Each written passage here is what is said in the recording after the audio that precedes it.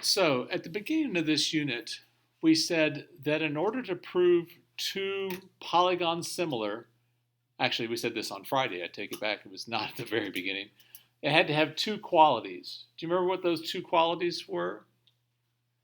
It was just, angles and well, which ones had to be congruent?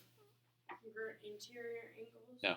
Corresponding. Thank you. The corresponding angles had to be congruent and? The sides had to be proportional. Yeah, the corresponding sides had to be proportional. Yes? Can I go to the office and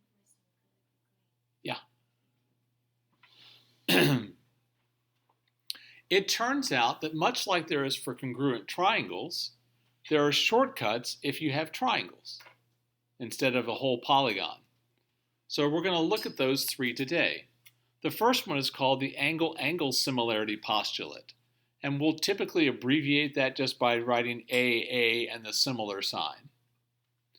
It says that if two angles in one triangle are congruent to two angles of another triangle, then the triangles are similar. That you only need two pairs of angles. You don't even have to check all three pairs of angles. Well, if you have two pair of angles from this triangle congruent to two pair of angles from this triangle, what's going to happen to the third pair of angles? They have to be the same because the angles in a triangle have to add up to 180. So all the angles are going to be the same. But basically what this is saying is that if the corresponding angles are congruent, the sides are going to be proportional. Now that only works for triangles. I think we showed earlier, you don't need to copy this, but if you have, for example, two rectangles,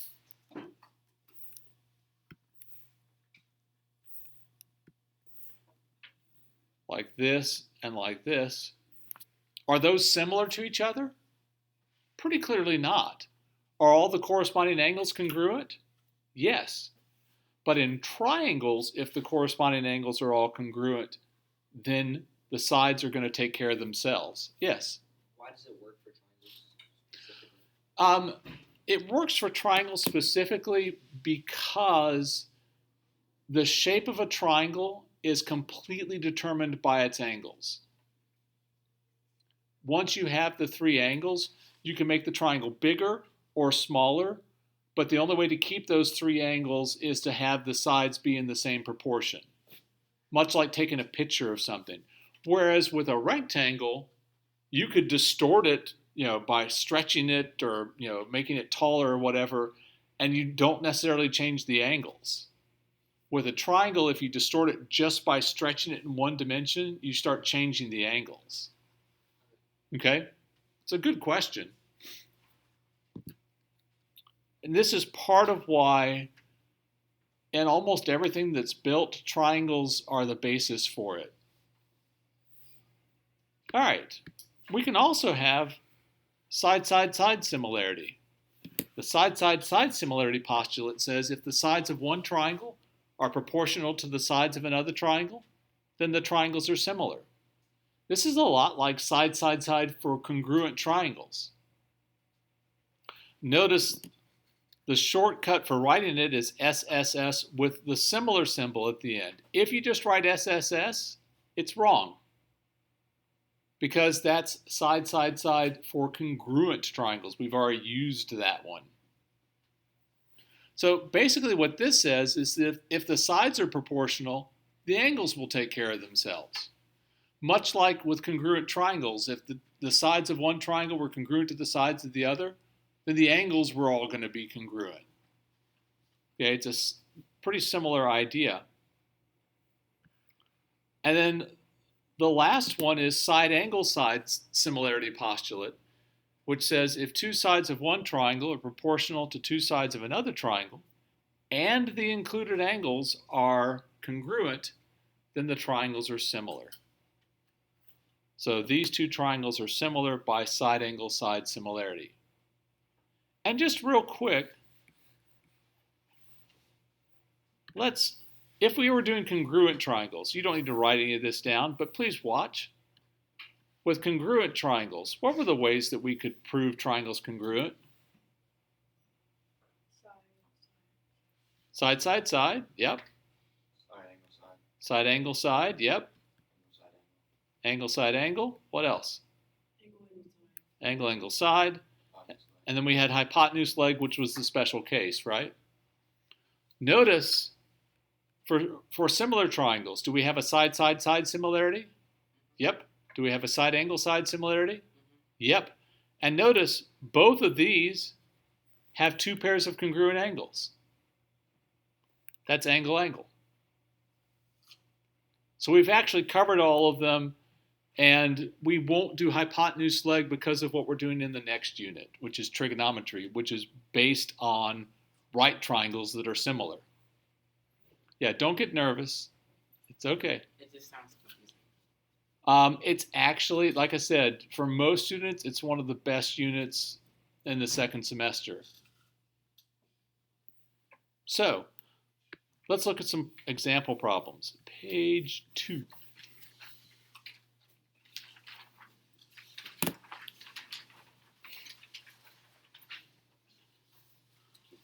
All right, so your instructions here, explain why each pair of triangles are similar and write a similarity statement. Remember, the similarity statement would be triangle ABC is congruent to triangle XYZ or whatever it is, making sure that you match up the corresponding parts. All right, so for this one, it starts off, it doesn't give us any side lengths at all, does it? Therefore, it's not going to be possible for me to say that these two triangles are similar by side, side, side, or by side, angle, side similarity. It's going to have to be angle, angle similarity. That's my only possibility. So I need two pair of congruent angles. Well, can someone tell me about one pair of congruent angles in this diagram? Yes, ma'am.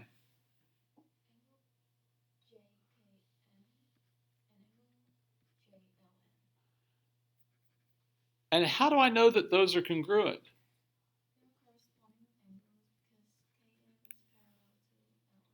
Yeah, well, they would be corresponding even if the lines weren't parallel, but yes. So why these congruent? By the corresponding angles postulate.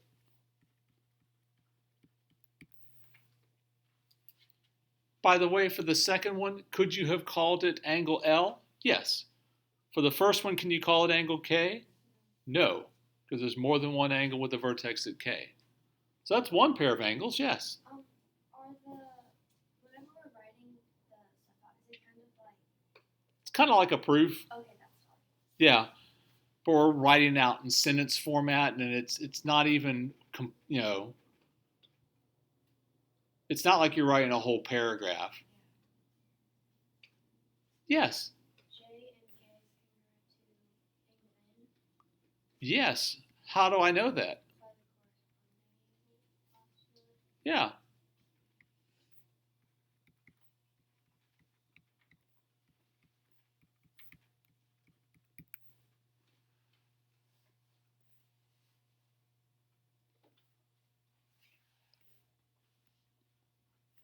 What else could I have done in this one other than using the corresponding angles postulate? Yes. J is congruent to J. Yes, by the, Is it reflective? it's not shiny, Reflexive. reflexive. Yeah, we could have used the reflexive property. So here the triangles are similar by angle-angle similarity. And it wants a similarity statement. So name the first one pretty much any way you want. If I name it JKM is similar to JLN. yeah, JLN.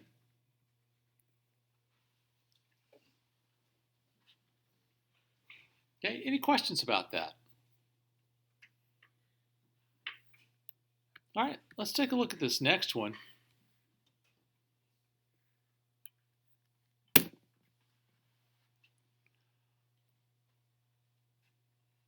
Again, it doesn't look like we don't have any side links, right? or any information about sides. So it's going to have to be angle-angle similarity. But that's where it suddenly gets hard. You're like, well, I only know one pair of congruent angles, right?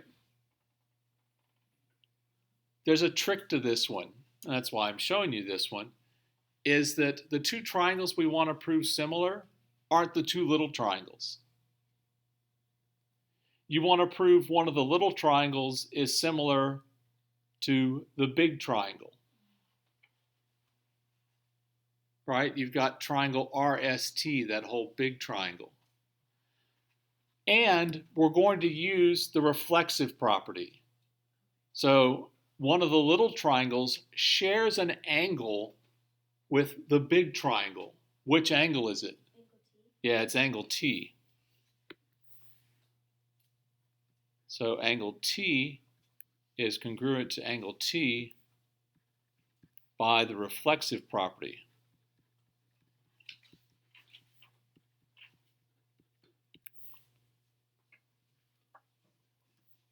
And we'll mark that like this with an X on that angle.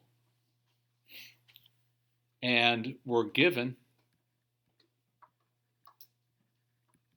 Looks like one of those barbed wire tattoos. Yeah, it does kind of.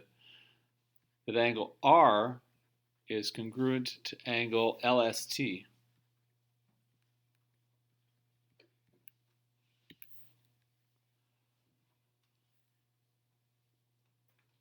So the triangles are similar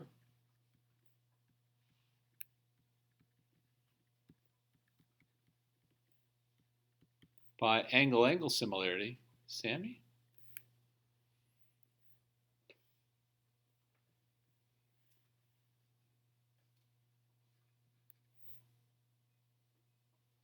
So the little triangle must have been triangle SLT. And the big triangle, I want to match up the corresponding parts. So S in this little triangle matches up with what angle in the big triangle?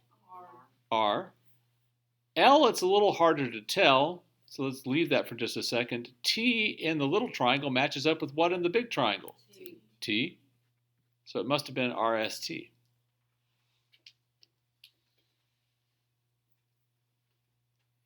If you really wanted to see them oriented the same way, you would have to take this piece out and like flip it over and turn it a little bit to make the pieces match up. All right, page 3.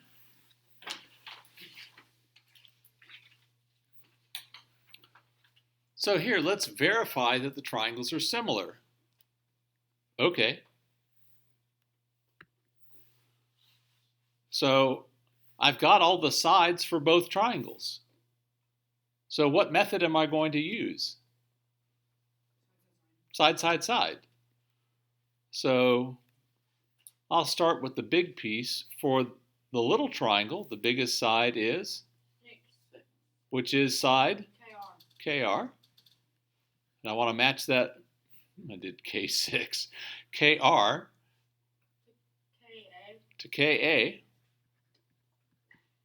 is 6 to 9, which is 2/3. And then with the other sides, I matched up KY.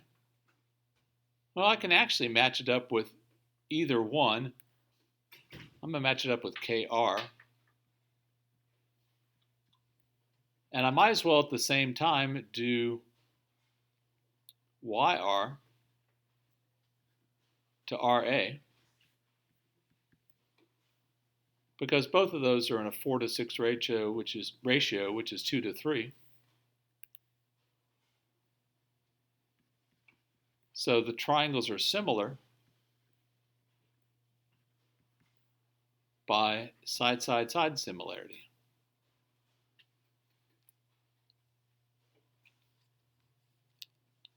Do we have to say that before, or can we just say like triangle KYR is similar by side, side, side? Yeah, that's fine too.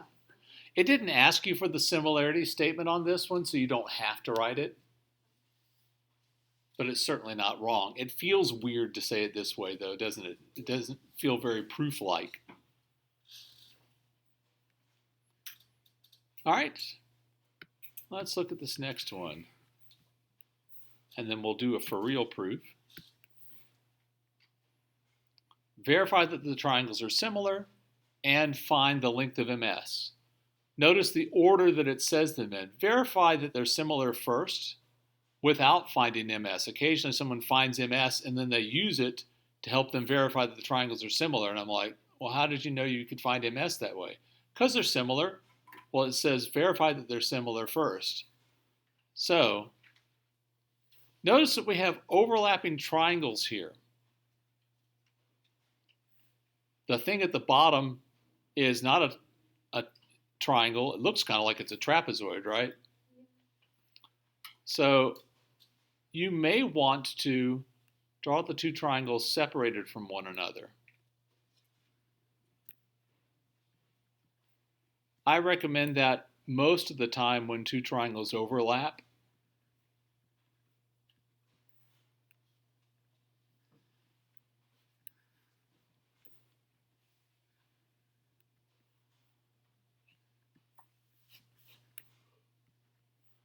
So this is 6 and this is 9.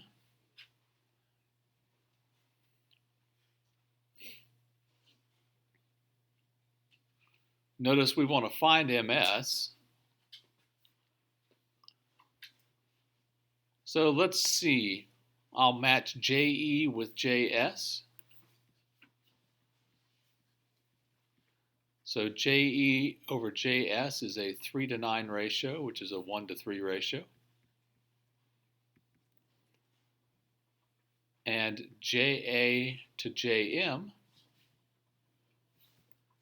is 2:3, which is also, 2:6, which is also a 1:3 ratio. So JE is to JS as JA is to JM. So I've got two pairs of sides that are proportional. Well, that's not enough for side, side, side, is it? Yes. Angle J. Yeah. Angle J is congruent to angle J by the reflexive property.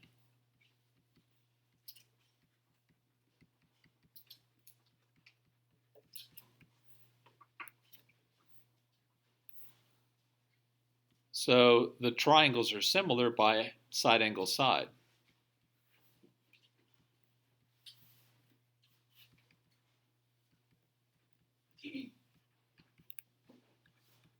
Similarity. Be sure to put the similar sign at the end of that.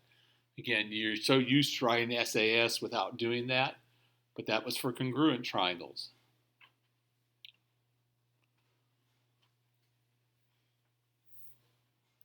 All right, let's take a look at the proof. And, let's do it Colton's way. Let's do a flowchart proof.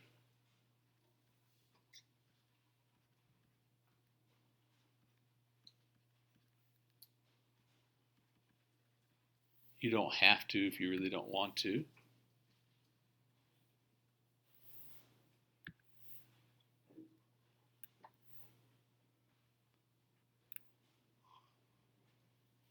That's the only piece of given information that they gave us. But if we know that, what conclusions can we make?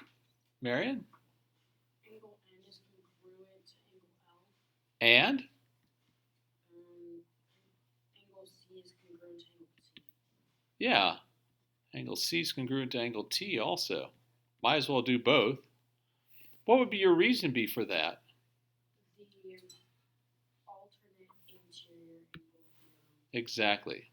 The alternate interior angles theorem.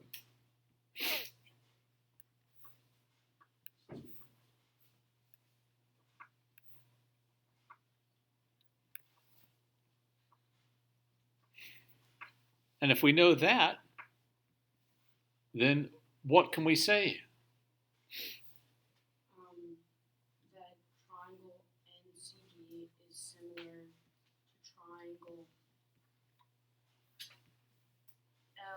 TD by angle, side, angle, similarity.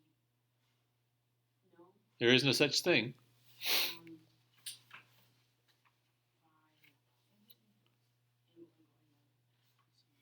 Well, we haven't proved all three pairs of angles. Yeah, angle-angle similarity. You only need two pair of angles.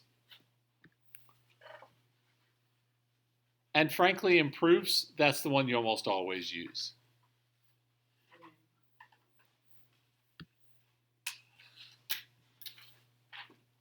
And then notice CD to TD, we're just matching up corresponding parts.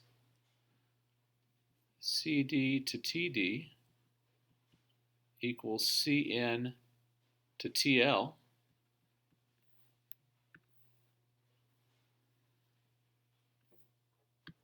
And you might say something like this: if triangles are similar, their corresponding sides are what? Not similar, what? Proportional.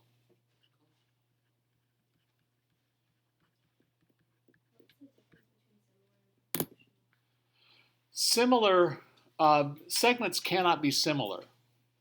Well, actually, they're all similar. They're all the same shape, but varying sizes. What's the difference between proportional and congruent? Proportional would be like if I took a picture of something, it's in the same proportion as the original, but it's much smaller. Oh, Congruent, it has to be in the same shape, but also the same size. okay. Okay? Yes, sir. Is there a sign for proportional? Not that I'm aware of.